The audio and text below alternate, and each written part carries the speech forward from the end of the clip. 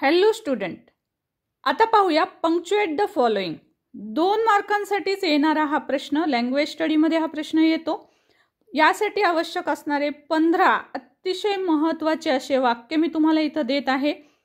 आणि punctuate the फॉलोइंगचं वैशिष्ट्य असं असतं की फक्त धड्यामधलेच वाक्य यामध्ये येतात.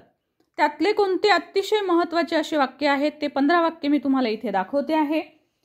सुरुवातीला पाहूया आपण की पंक्च्युएशनसाठी नेमकं काय काय करावं लागतं आपल्याला, आपण काय लिहायला पाहिजे. समजा एखादं तुम्ही अभ्यास न केलेलं सुद्धा एखाद्या वेळेस वाक्य जर आलं तर तुम्ही काय करायला पाहिजे. So use proper capital letters. Capital letters योग्य त्या ठिकाणी वापरायला पाहिजेत. वाक्याचं पहिली सुरुवात जी आहे, पहिला शब्द जो आहे तो तर आपण नेहमीच कॅपिटल लिहिला पाहिजे.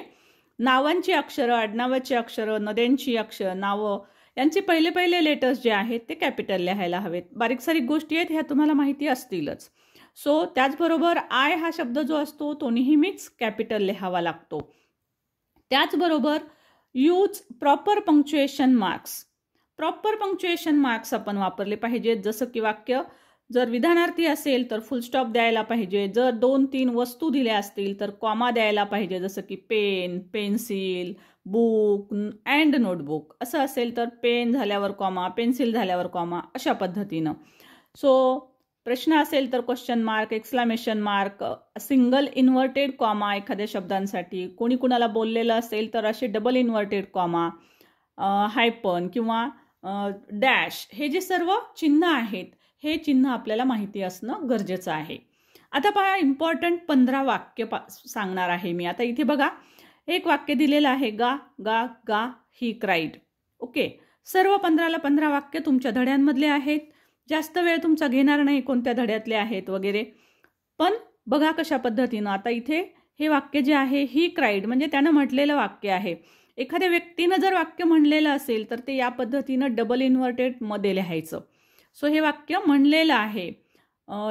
हिज फर्स्ट फ्लाईट यामध्ये त्या छोट्या पक्षाने हे म्हटलेलं वाक्य आहे. त्यामुळे बघा डबल इन्व्हर्टेड कॉमा दिलेला आहे. पहिलं लेटर कॅपिटल, त्याच्यानंतर एकच शब्द आहे 3 वेळेस, त्यामुळे इथे कॉमा दिलेला आहे. डबल इन्व्हर्टेड कॉमा, त्यानंतर कॉमा, आणि डबल इन्व्हर्टेड कॉमा क्लोज झाल्यावर कॉमा द्यावा लागतो, हे लक्षात घ्या. त्यानंतर ही इथे कॉमा असल्यामुळे इथे ही स्मॉलच येईल आणि क्राईड पण स्मॉल येईल आणि शेवटी फुल स्टॉप येईल. सो या पद्धतीनं हे सेंटेन्स लिहावं लागतं. तशाच प्रकारे इथं वाक्य बघा, don't raise such dust he call out to Nathu. तो नथूला काय म्हणतो, डोंट रेज सच डस्ट. आता हे वाक्य पुस्तकातलं आहे, म्हटलेलंच आहे. सो बोललेलं वाक्य असेल तर डबल इन्व्हर्टेडनं सुरुवात केलेली आहे. पहिलं लेटर कॅपिटल लिहायचं आहे. डोंट शब्दामध्ये एन अपॉस्ट्रॉफी टी असतो नेहमीच, त्यामुळे बघा इथे त्याने लिहिलेलं नाही, आपल्याला ते लिहावं लागेल. Raise such dust. आता हे वाक्य जे आहे ते उद्गारवाचक वाक्य आहे पुस्तकामध्ये दिलेलं, त्यामुळे ते उद्गारवाचक चिन्ह, त्याने उद्गार काढलेला आहे हा, असं तो झाडून काढत असतो, त्यामुळे तो असा जोरात असं म्हणतो, तो एकदम त्याच्या तोंडातनं हा उद्गार बाहेर पडतो, म्हणून इथं उद्गारवाचक चिन्ह आहे.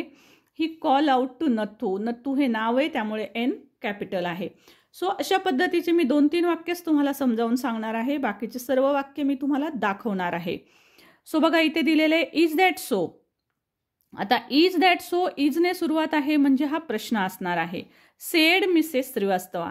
मिसेस श्रीवास्तवा यांनी म्हटलेलं हे वाक्य आहे, म्हणजे हे वाक्य डबल इन्व्हर्टेडमध्ये लिहावं लागेल.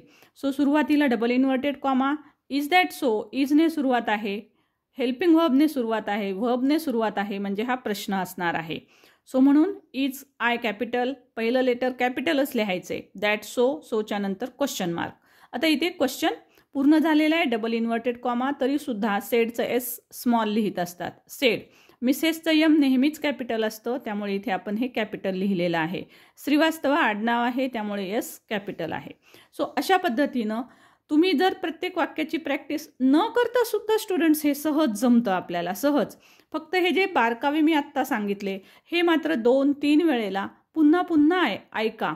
फक्त एक 3-4 वाक्यांचंच पुन्हा पुन्हा ऐका. बाकीचे वाक्य तुम्ही स्वतः पण करू शकाल. तरी मी ते इम्पॉर्टंट 15 वाक्य देत आहे.